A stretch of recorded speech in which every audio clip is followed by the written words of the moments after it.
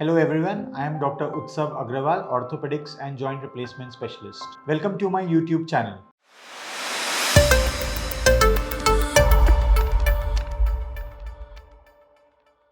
Ever felt that nagging pain which just won't go away in your hip or your knee?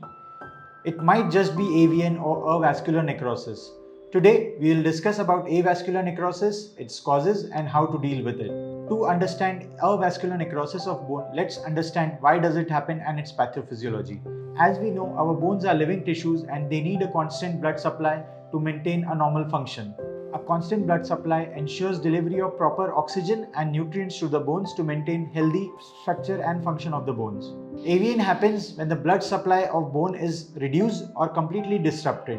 Certain bones are more susceptible to avascular necrosis in our body. For example, the head of the femur bone or the hip joint.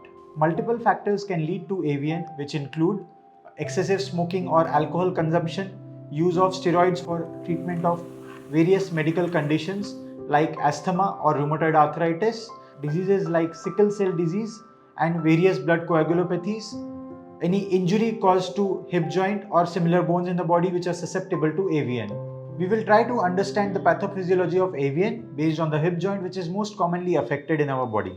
As we see, the hip joint is a ball and socket joint. This is the ball of the hip joint and up comes the socket of the hip joint.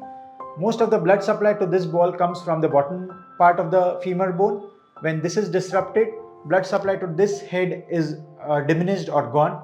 This leads to slow death of the ball of the hip joint, which is AVN.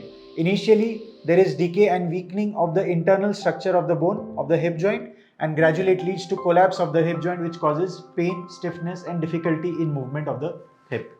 When the hip joint collapses or the shape of the ball is damaged, there is difficulty in movement, difficulty in standing up, difficulty in getting up from the chair, and eventually leads to bedridden state of the patient.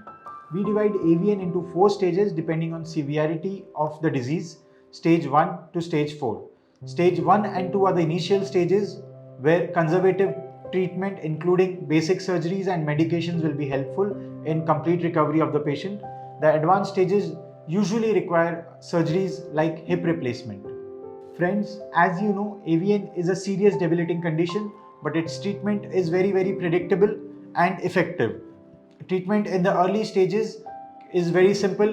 That includes medicines and simple surgeries like core decompression and bone grafting. Treatment in advanced stages requires a hip replacement surgery, which is one of the most successful surgeries. Early diagnosis and appropriate treatment at the right stage leads to best management in cases of avascular necrosis. Remember, take right care of your bones and the bones will take care of you.